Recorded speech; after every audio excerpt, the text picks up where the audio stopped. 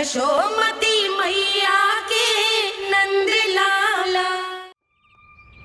चोर, तेरा इतना साहस, मेरी आंखों के सामने तूने माखन चुराया। कान्हा, कहीं जानकी और सावित्री सत्य तो ना कह रही थी? नाना मैया जी, मैंने ना चुराया है, वो आया था। मूर्ख समझती है मुझे? तेरे मुख पे लगा माखन सारी कथा कह रही है।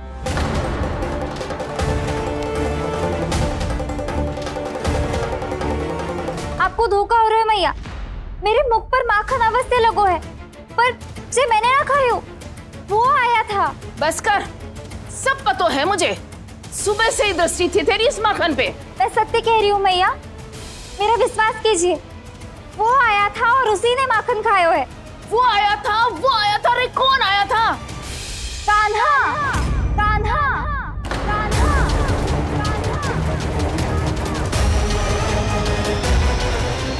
देखो मैं क्या लाई हूँ। इसके लिए पकड़े जाने का संकट क्यों उठाया तुमने? तू ही तो कहते है कि लोग कभी ना करना चाहिए। अरे ये मेरे लिए थोड़ी ना है, ये हमारी टोली के लिए, हमारे सदस्य के लिए है। काहे भगवान महाराज?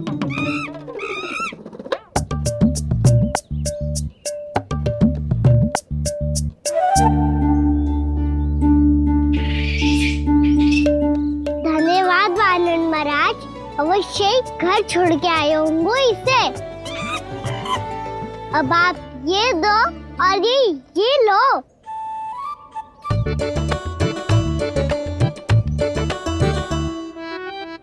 ये तो बहुत बुद्धिमान वानर है। बाल बराबर बज गया तो तनिक और भी न बुझा था तो बहुत कुटाई हो जाती। आपको शीघ्र ही कुछ करना होगा। सुलक्षणा चाची स्त्रियों की टोली बनाकर उस व्यापारी को अपना वचन देने निकल चुकी हैं। मैंने कहा था ना, सूर्यास्त होने से पहले आएंगे, सब आएंगी। क्या होगा है तुम सबको? हाँ, कोई भी कछु समझने को तैयार ही ना है।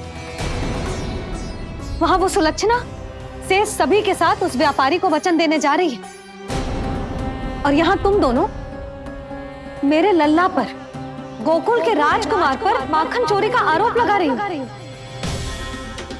नारायण ही जाने अब क्या होगा गोकुल की स्त्रियों का। नारायण ही जाने अब क्या होगा गोकुल की स्त्रियों का। क्या हुआ प्रभु? किस सोच में डूब गए आप? कुछ कीजिए ना।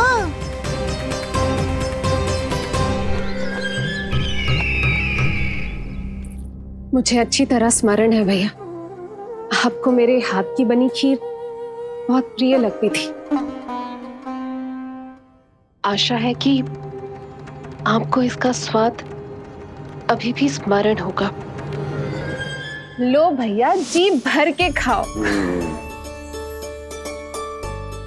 ऐसी मिठास तो ना गुड़ ने सीखी है ना मधु को पता है। अद्भुत, अद्भुत देवकी, अद्भुत। तेरी इस खीर के लिए तो पूरे विश्व से युद्ध कर सकता है कंस। वहां क्यों खड़ी है? खिला बहन।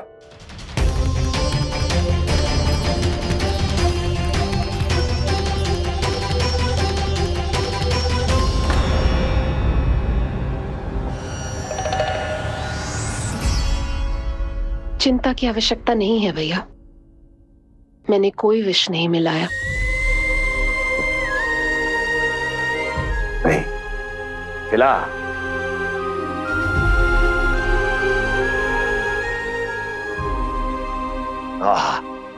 उत्तम, अति उत्तम। ऐसे इतना प्रेम अपने इस दुष्ट भाई पर कैसे? क्या हुआ देवकी? कहीं तू भयभीत तो नहीं हो गई कंस से? या इस असहाय चूहे की दशा देखकर तुझे ये आभास तो नहीं हो गया कि अब कंस से बचना असंभव है? उस विष्णु अवतार का भी और उसके भक्तों का भी।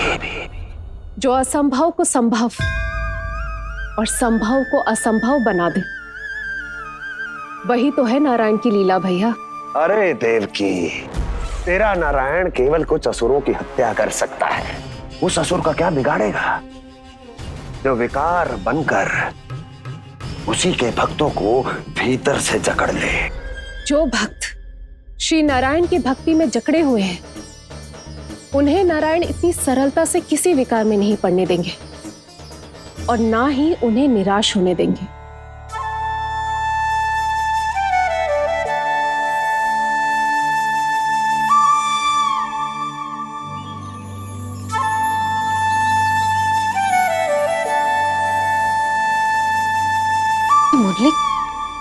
मुरली की धुन।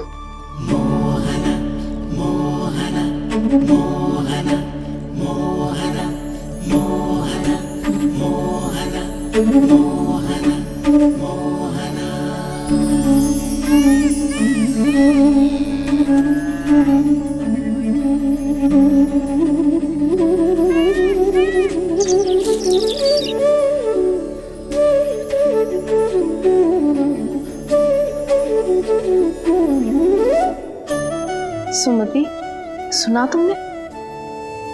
हाँ, कितना मनमोहक है जी।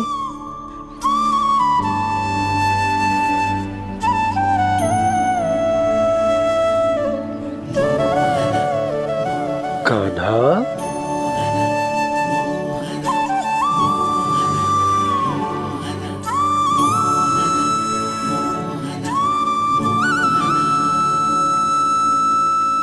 कैसी धुन है ये? कहाँ जा रहे हैं ये सब?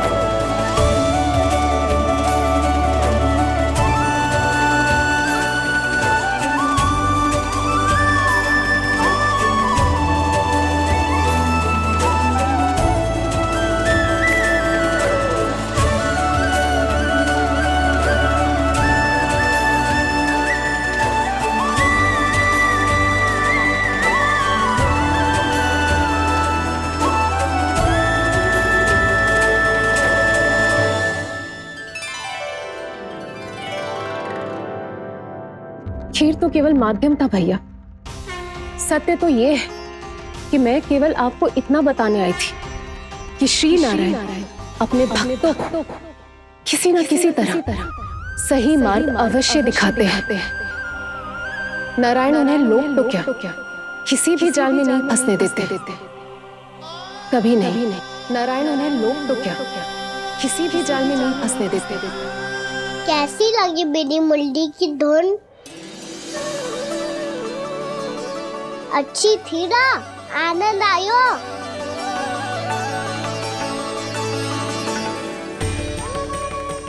सच्ची में कान्हा, बहुत आनंद आयो। मुरली बजाना कहाँ से सीखा तूने? सच्ची तन मन पूरी तरह प्रफुल्लित हो गो है चाची। जैसे सब कुछ मिल गया। तो फिर किस वस्तु के पीछे भाग रहे हो आप सब? सब तो है आपके पास। सुख, स्वाद, समृद्धि, फिर संतुष्टि क्यों ना है?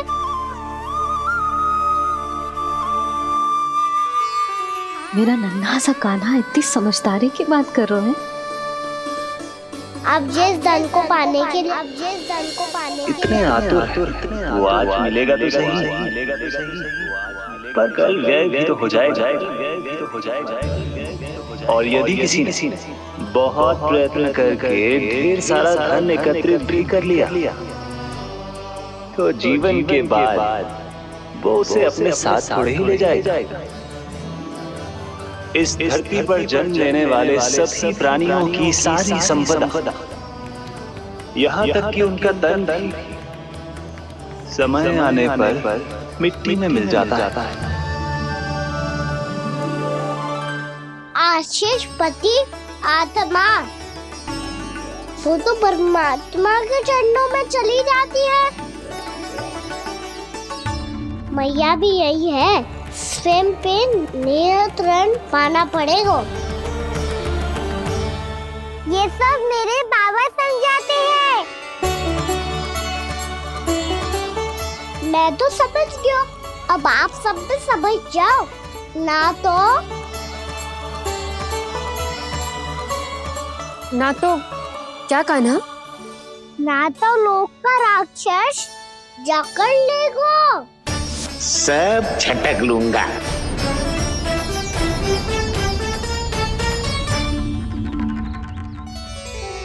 मैंने सही कहा ना बाबा? बात तो सही कह रहे हो है जे।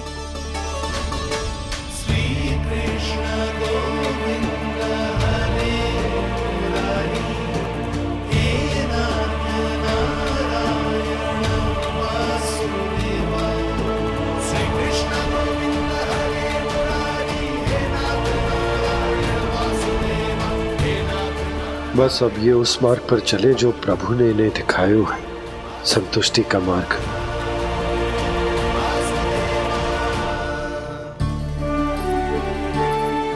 ठहरो।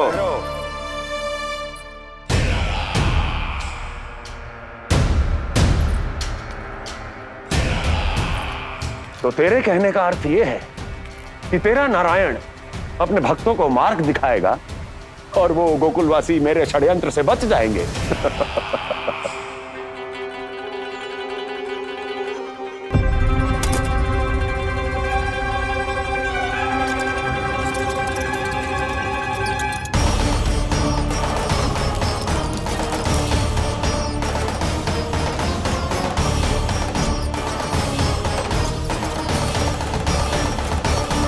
लोभ, तेरा नारायण चाहे कितने भी मार्ग दिखा दे, किंतु जब व्यक्ति के भीतर लोभ बस जाए, उसे तो स्वयं भगवान भी नहीं बचा सकता।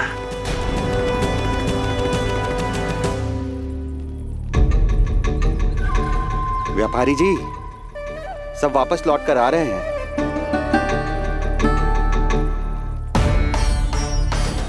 व्यापारी जी, ये रुक क्यों नहीं रही हैं? ये सीधी ही चली जा रही हैं। सब झटक लूंगा। मैंने कहा था ना, मैं अपनी चाल अंत में चलूंगा।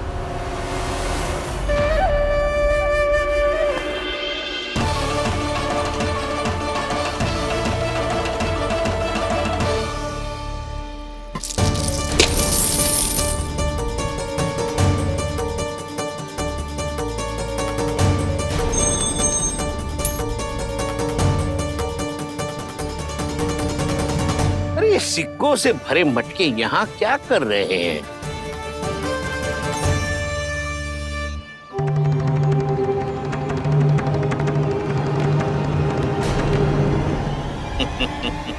लगता है लक्ष्मी जी स्वयं आपके पास आना चाहती हैं।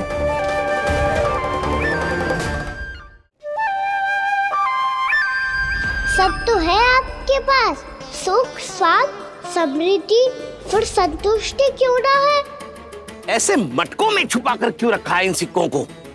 अरे पोटली में बांधिए, गोकुल वासियों को देना है कि नहीं? जाओ जाओ जाओ, चलो चलो, ये लो।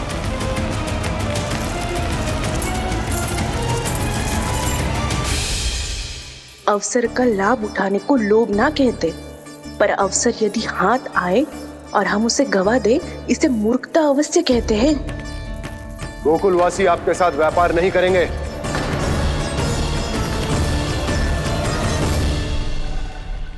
आप जा सकते हैं यहाँ से। गोकुलवासी मूर्ख थोड़ी ना है श्रीमान। ये लक्ष्मी घर पर आ रही है और वे द्वार कवाक्ष बंद करके घर में ही दुबक के बैठ जाए और लक्ष्मी से कह दे कि आप नहीं आइए। ये अच्छी तरह जानते हैं श्रीमान कि धन इनका जीवन बदल सकता है।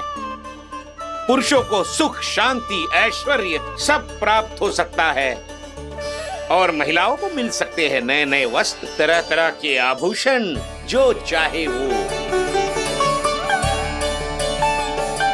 व्यापारी जी सही कह रहे हैं। इनके साथ व्यापार करने में बुराई क्या है? एक छोटी सी बात समझ में ना रही है आपके? अगर किसी को आपके साथ व्यापार करना होता तो अभी तक यहाँ आ चुके हो। तो श्रीमान, आप अपना समय व्यर्थ कर रहे हैं। अच्छा होगा कि आप शीघ्र यहाँ से चले जाएं। हाँ हाँ, मैं जा रहा हूँ श्रीमान, लेकिन ये सब लोग जानते हैं कि जीवन का सुख धन से होता है और मैं वही बांटने यहाँ आया हूँ। मुझे क्या पता था कि यहाँ के समृद्ध राज दरबार के लोग आम गोकुलवासी को समृद्ध होने देना ही नहीं चाहते। देखिए सेवकों, सारे सिक्के समेट लो, चलो। यहाँ किसी को लक्ष्मी जी का आशीर्वाद चाहिए ही नहीं। उठाओ।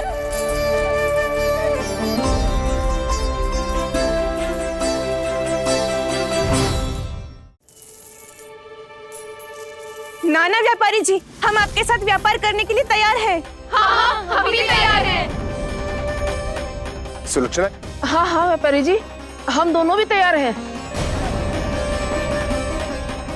हम सबको आपके साथ व्यापार स्वीकार है।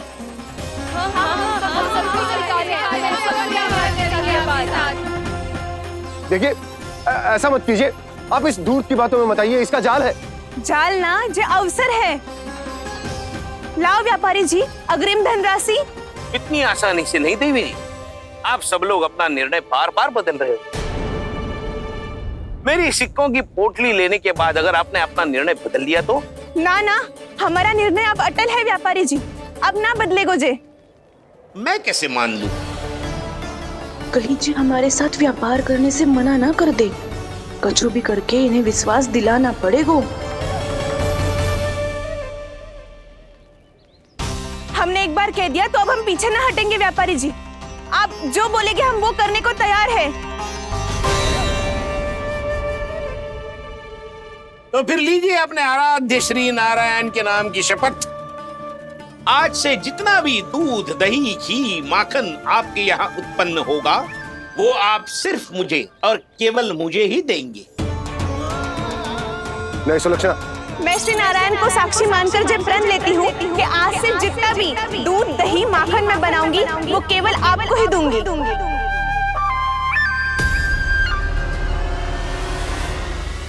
मैं भी श्री नारायण को साक्षी मानकर प्रण लेती हूँ। मैं भी प्रण लेती हूँ।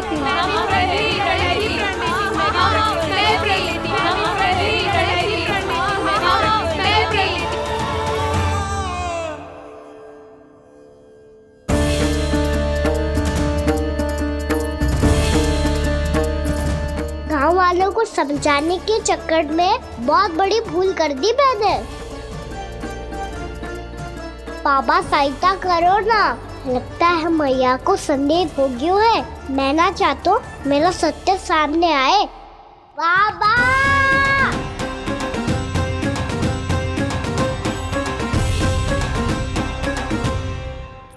यशोदा, क्या होगा? क्या होगा? देखो ना आपने कैसी मधुर मुरली बजाई है हमारे कान्हा ने। अच्छा, कितनी बड़ी बड़ी बातें कर रहा है। ये कोई सामान्य बात है? बाबा संभालो। सामान्य बात ही तो है यशोदा।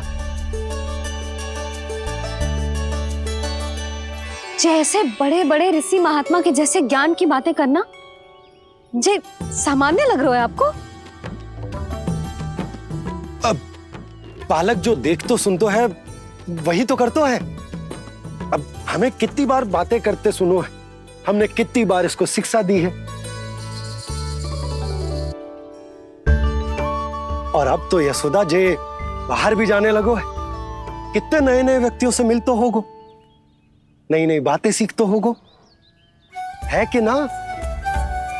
सही कही थी जी आपने। बालकों का विकास घर पे बैठने से ना हो सकता।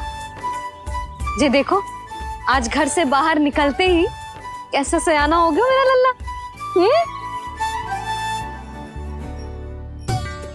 इन सब की तो मत ही मारी गई है, जो मेरे इतने समझदार लल्ला को माखन चोर बनाने पे तुली हुई है सबकी सब। क्यों रे, इतनी शीघ्र इतनी बड़ी बड़ी बातें करने लगो तू? बड़ा भी तो हो रहा हूँ मैया। बहुत बड़ा हो गया है ना तू।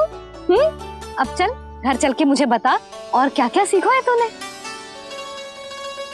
तू तो बचकों का ना, पर इन गांव वालों का क्या होगा? मेरा कार्य मार्ग दिखाना था बाबा। अब वो कौन सा मार्ग चुनेंगे ये तो उन्हीं पर निर्भर है।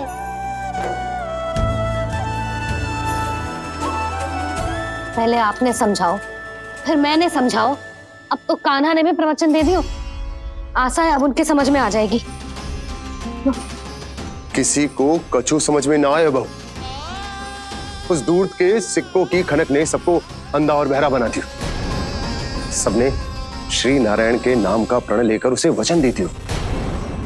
अब से अपना सारा दूध, दही, माखन सब कुछ केवल और केवल उस व्यापारी को ही देंगे। जिन्हें मैया भी नहीं समझा पाई, उन्हें तो नारायण भी नहीं समझा सकते हैं।